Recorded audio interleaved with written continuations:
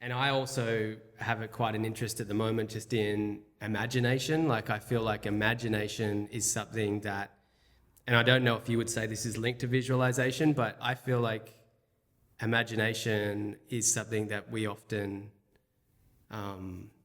maybe overlook, I think, just as people, like the power of our imagination, you know, like, would you speak into those kind of couple of areas and in terms of just some of the learnings and the significance behind those for us as people and also as our children, on our children, you know? Yeah, I mean, I think one of the things I think is really interesting is that we tend to say, oh, we have terrible memories, right? We don't remember things as they happened in the past.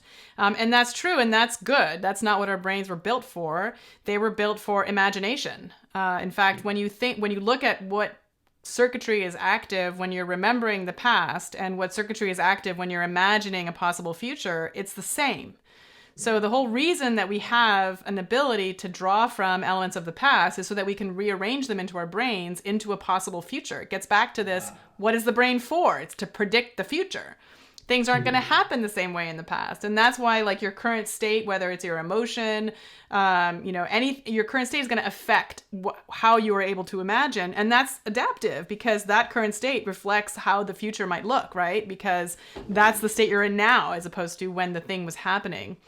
So yeah, so I think those two are very much tied to one another.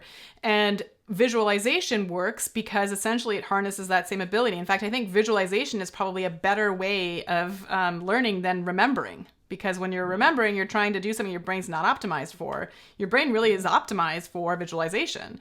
And the reason that it works is because when we imagine, when we visualize something, again, the same areas of the brain are active as if we were doing that thing.